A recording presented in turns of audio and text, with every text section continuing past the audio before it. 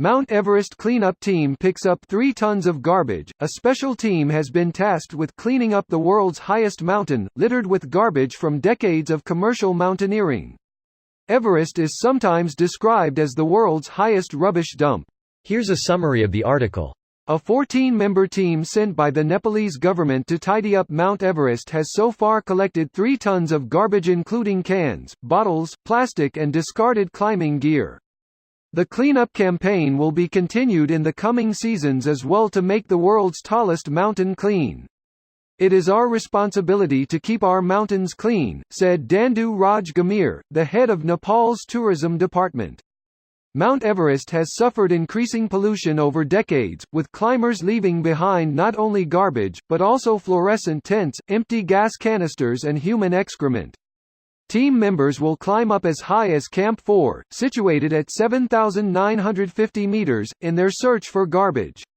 The campaign coincides with the opening of the spring climbing season, which will see hundreds of mountaineers trying their luck on the 8,248-meter peak, accompanied by more than 1,000 climbing support staff. Last year, a record 807 climbers reached the summit, first conquered by the Nepalese Sherpa mountaineer Tenzing Norgay and Edmund Hillary of New Zealand in 1953.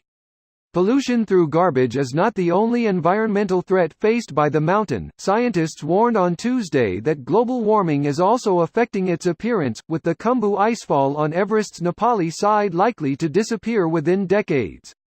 This post received a score of 5,088, with an upvote ratio of 96%. Here are the top comments in response to this article. It's easiest to start at the top and push the rubbish down. Thinking face. Mountains have been trying push two-legged trash down since recorded history. Trash is very persistent and pervasive. And frozen turds that are decades old, don't forget about the frozen turds. Actually, once you enter the death zone, it's at such a high altitude that your normal body functions are thrown for a loop and you no longer have to go number 2. Probably a lot less poop up there than you think.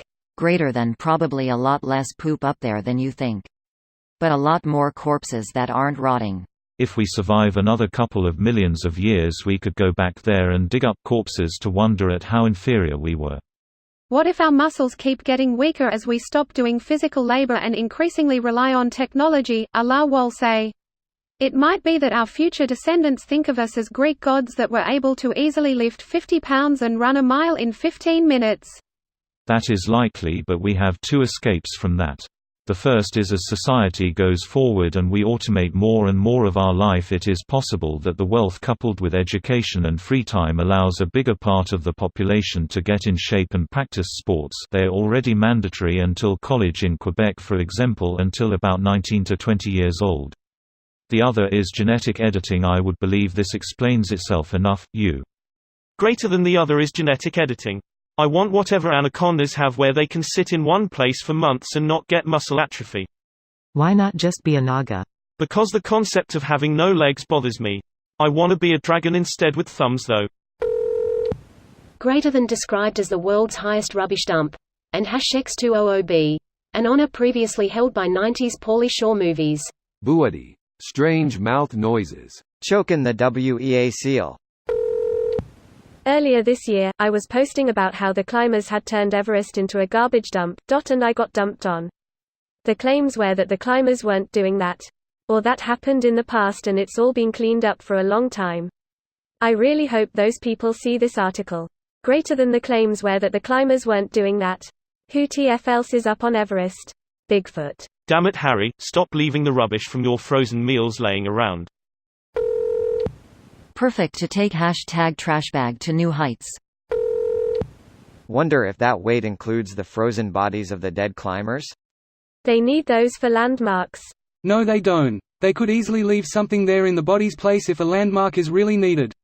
That doesn't mean there aren't other reasons to not move the bodies: respect, a warning, too dangerous to get, etc. This video was automatically created by Reddit to speech. The article and comments in this video were selected from Reddit according to their upvotes, and any paraphrasing was performed by smmry.com, without any human intervention.